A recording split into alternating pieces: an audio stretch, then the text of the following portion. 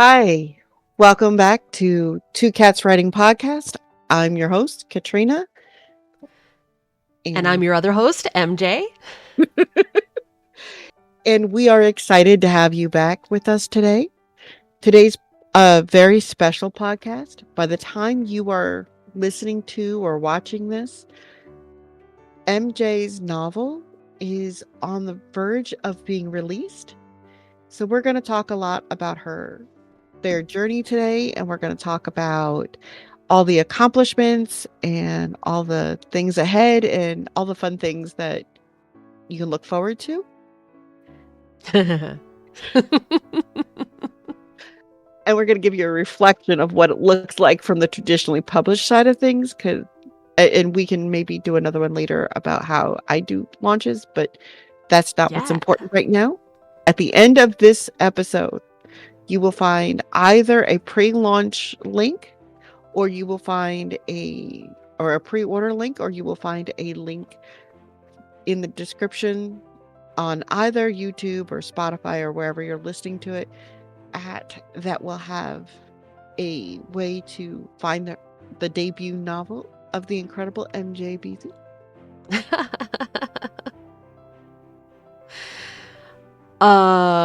So yeah, we're less than 2 months out from release. What would you like to ask me, Katrina? As we are at this point, what have you accomplished so far with the book, strictly your debut novel? Okay. So, because my publisher is mid-size indie with Big Five distribution, which I think I've said in other podcasts, that to me kind of feels like the best of both worlds in some ways, because it's like I get the fast turnaround and personal attention that you get with an indie publisher with the distribution of a Big Five. So if that feels great. And in terms of fast turnaround, so their publishing calendar is quite short, like in terms of putting out a book. Mm-hmm. I signed my contract in March. They already had my manuscript. And then we went through editing, we went through copy editing, proofreading, the design phase. I'm saying things out of order because proofreading is actually last. Um, so everything to make the book happen has happened. Like arcs have been out for quite a few months now. They start their marketing and publicity about 6 months out, and arcs have been out since the beginning of that. They've been on NetGalley. We also have paperback arcs that have been distributed to trade publications, to influencers, to librarians, to booksellers. I think they're still going out to people as well. I think that they're also planning this is a new thing for me, but like a tour, like a book blog tour thing, where it like goes out to a bunch of influencers at once and they all like write about it in the same week or something like that. I don't know. That's kind of a newish thing to me because I was never like super active on Bookstagram and stuff. But I think there's something like that happening. And we have been all the stuff to do with authoring the book has been done. All the stuff to do with getting the book ready for publication has been done. And everything that's left for this book has in one way or another to do with marketing and publicity. So yeah, that's where we're at. The things that are currently in progress are a pre-order campaign, which we are putting together. It's not announced yet, but by the time that this comes out, it certainly will have happened. A pre-order campaign with a local bookstore where I'll be able to go and sign the books, and people will receive an art print of the cover, which is so beautiful. When they brought up that as an idea that they could do instead of bookmarks, I was thrilled because I'm like, wait, yeah, I want to do the art print because I want one. Uh-huh. Let's do that because I want one.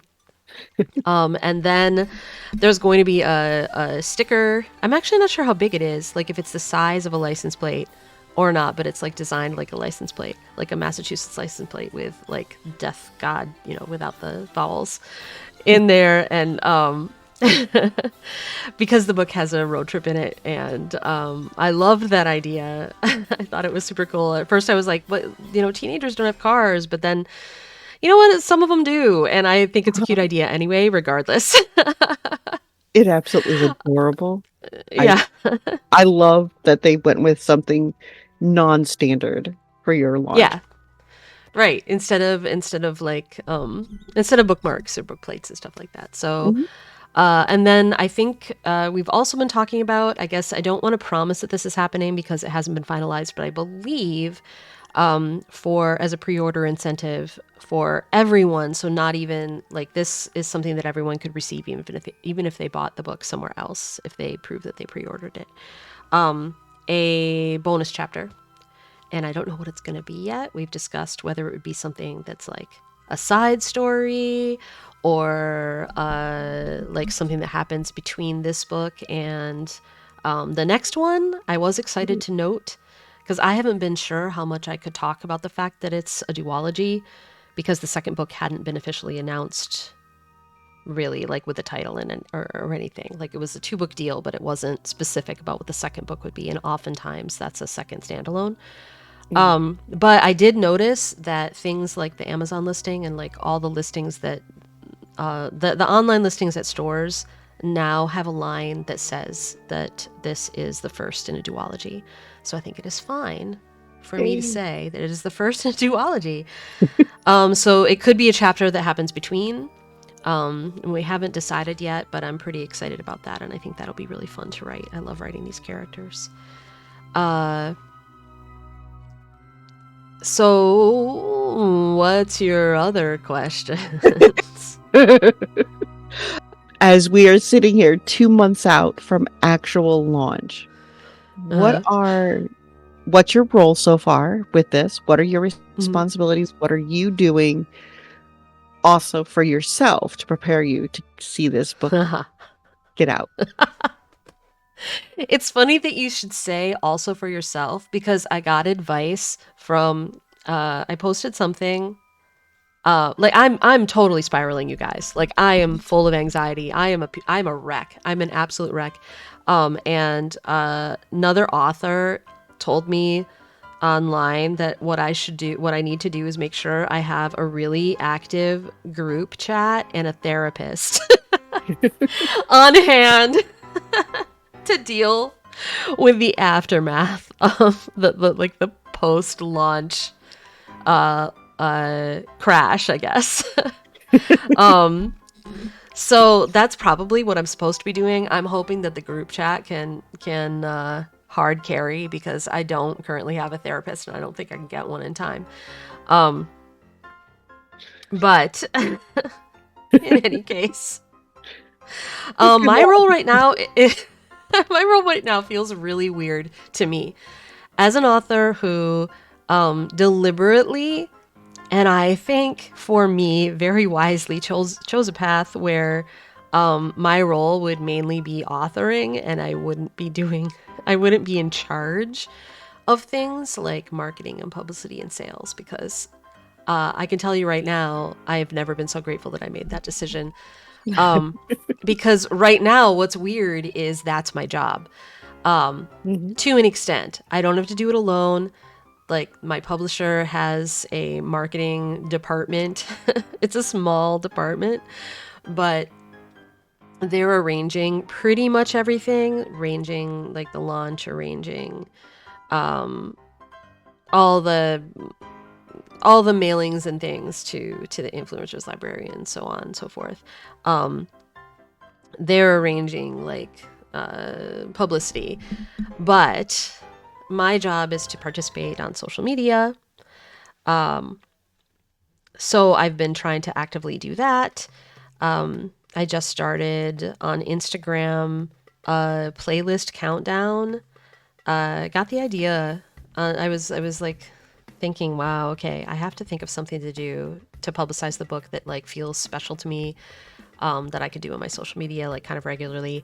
And yesterday on stream actually is when I thought like maybe if I do something with the playlist, and the publicity people had brought up something like, you said you had a playlist, and so I was like, well, what can I do with that? And like just posting a playlist seemed like well, that's just one thing. There's one post. So I had the idea to do a playlist countdown. So I'm using the playlist that I used while I was writing the book, and in my Instagram stories, like sharing one song from the playlist every day between now and launch.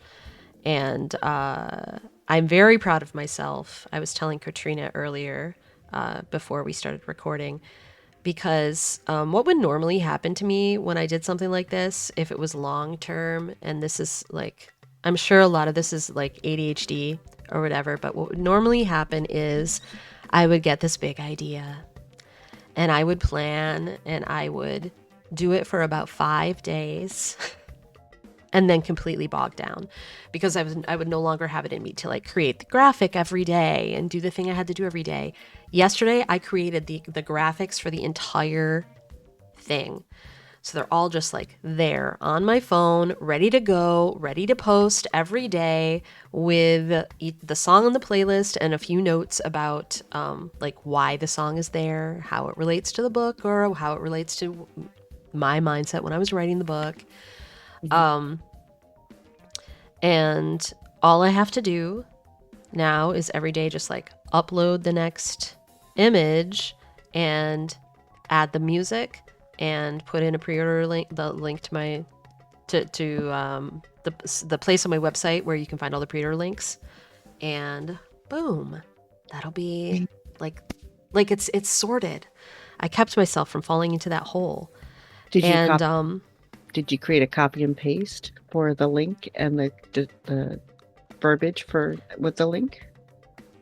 yeah, I don't have to do much because it's like an Instagram story link. So all I have to do is like pick the sticker for a link and then stick a link in there, and then just put like click here in the sticker, because the other verbiage is just right on the image. So it's nice. It's nice. The image is doing is doing the heavy lifting.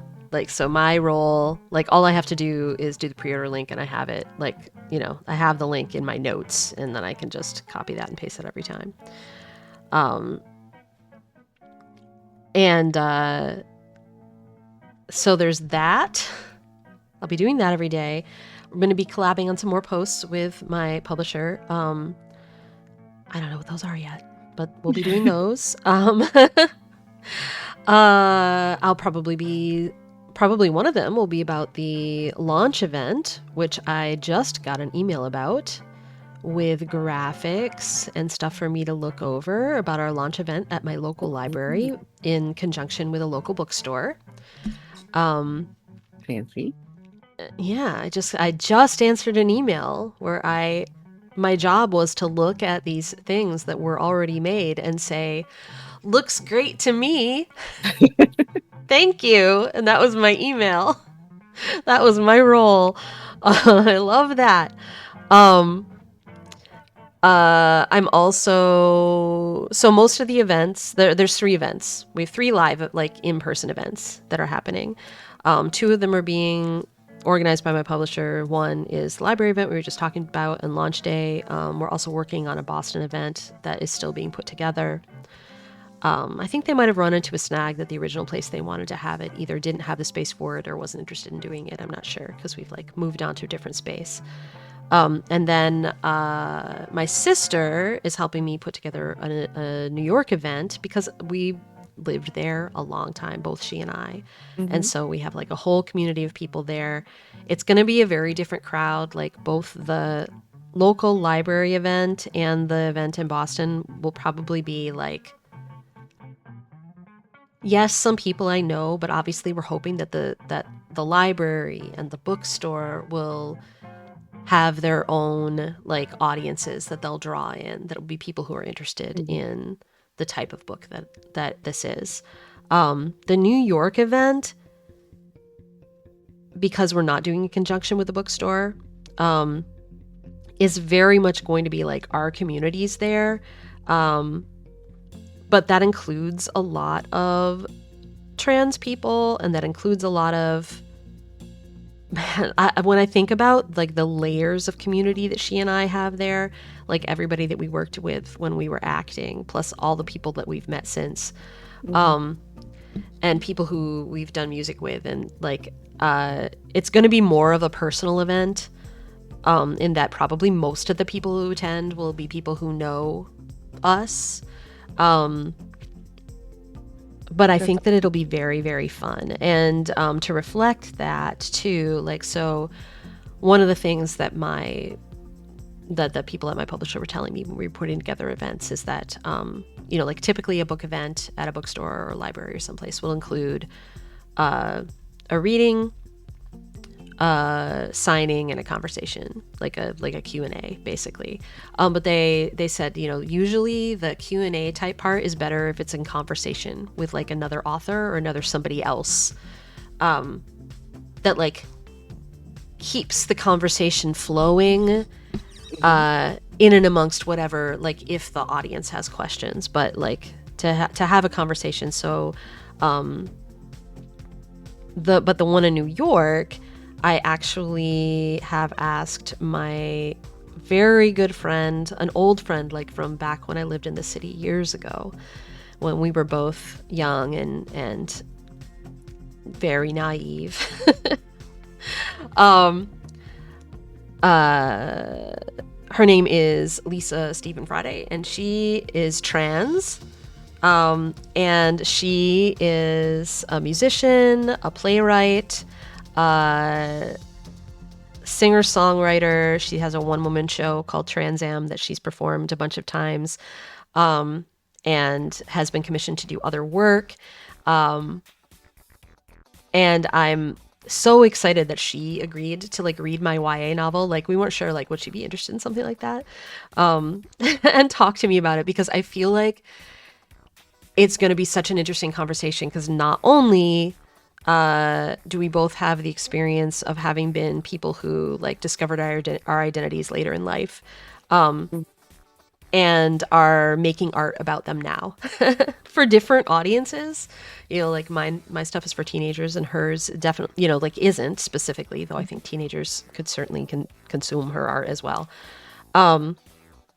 But we're also like just really old friends. So I think that that'll be, and most of the people, a lot of the people who are there will know both of us. So that, I think that'll be very, very fun. And I'm looking forward to that as well, when I'm not busy freaking out about all the details, which is like, how am I going to get to New York? How do we get, like, because we're not doing this with a bookstore, I have to get the books there somehow. As an author, I can get like, I can buy the books from my publisher for half off and then sell them, like resell them. So that's how we deal with an event that's not in conjunction with a bookstore. But I'm like, how do I get cases of books to New York City when normally I would take the train? I'm not going to be able to take them. How do we get them delivered? Where do we get them delivered? Will my sister be able to bring them? Is she driving into the city? How are we going to get them there? Can I have them delivered to the venue? Will they get there on time? What if they don't get there? Oh my God, how am I going to get there? Do I have to figure out how to stay overnight? Oh my God, I don't have the money to stay overnight. What am I going to do? Like, these are my brain. This is my brain. Right now is like spiraling about that, spiraling already about like whether or not the book's going to sell well enough, even though I'm aware that so much of that is out of my control. And it's weird to be working on a book that I'm not writing anymore. This is my first time in the marketing trenches for a book that's being published. And even though I am authoring, like big time right now, like I'm still authoring, but not that. And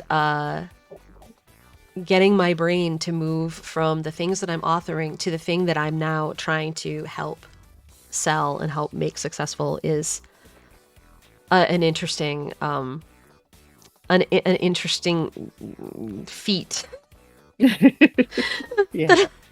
that I need to practice and get better at. Whew. I just said a lot of words. What do you have to say, Katrina?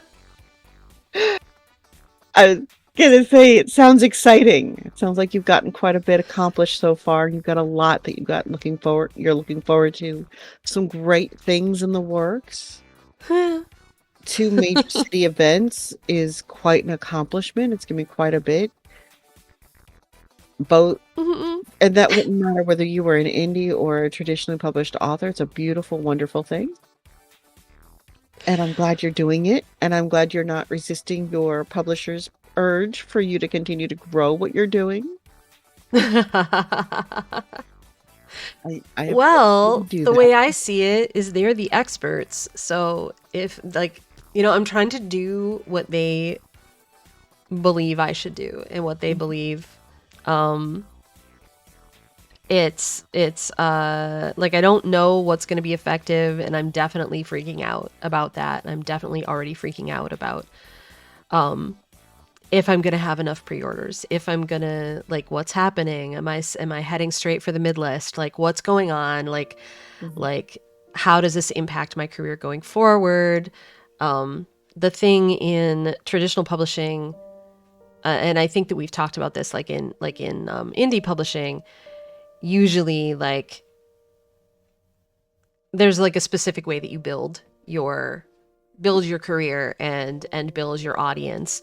And in traditional publishing, there's such a focus on the debut because of how, to what a huge extent, how hard selling your next books are depends on how well your debut has gone or is perceived to have gone. mhm, Like, I remember with my original agent, one of the things when we were trying to sell this book and we were having trouble with it, and she was like, there were places where she thought like we probably could submit it, who would publish it, but she didn't want to put me in a position where wherever, like, whoever was publishing it, that became something I had to overcome. That it wasn't a strong enough deal or wasn't in a strong enough position, that would be something I would have to overcome later.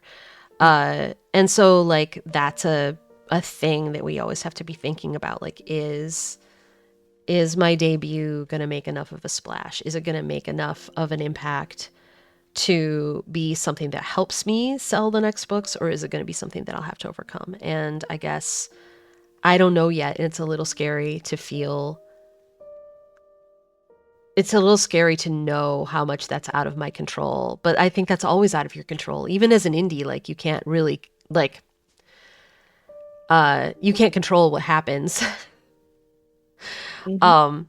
You can try to give a book its best shot, but you don't really have control over how it actually lands and how people respond to it. And for at least for traditionally published books, like, how the first week goes is a huge deal. Like, the first week after launch, like, how many pre-orders did you get, how many sales do you get in the first week? And it feels terrifying to be looking at that. It's like exciting, but also scary. And I'm nervous, you guys. I'm nervous, but I do have the hair appointment booked, so my hair will look good at the events, and maybe that's what's really important.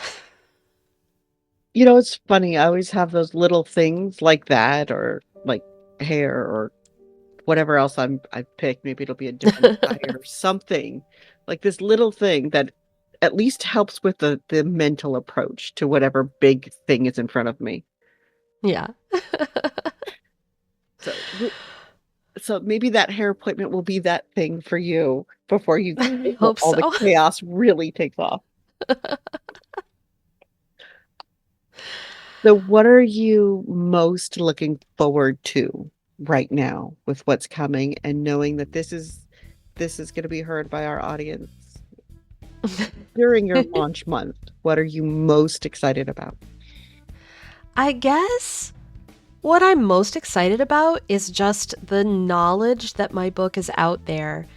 Um, I would say if you guys are buying my book, or if you know teenagers especially who are going to have my book, like, I would love to hear about it in comments to this podcast or on social media or wherever. Just knowing that people are like have my book in their hands, I am looking forward to that, and I'm looking forward to.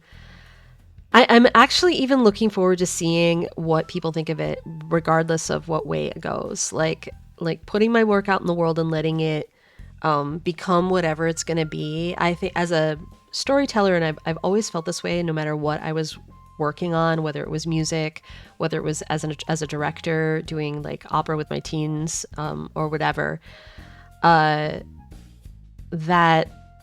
the most powerful thing about art is that last step where it goes out to everybody, it goes out into the world, and it becomes as many versions of itself as there are people consuming it, because no person is going to meet your work exactly the same as any other person. Like, there's always going to be like it's going to become whatever it is to them each time.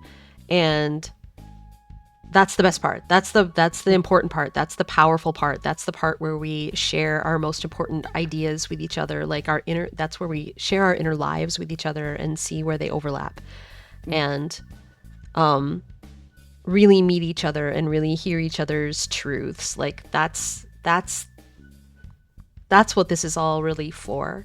So I'm excited for that to happen with the book, because this will be the first time that that's happened for me in this medium that feels as personal as this does.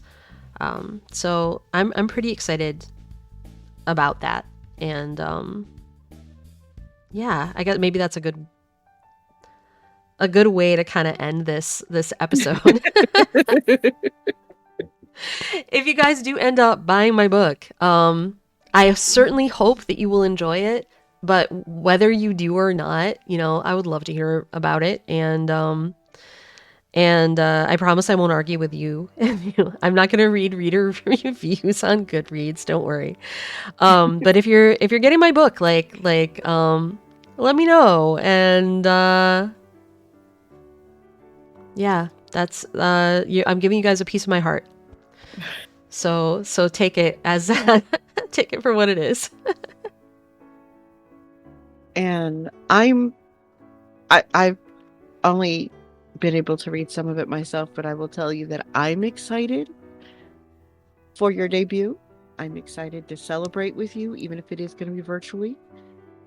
And anybody who's listening to the sound of my voice, if you have 5 minutes, go over to the link in the description, conversation, comments, wherever we put it. Click on the link, buy the book. You will be so glad you did. I promise you, you will be glad you did.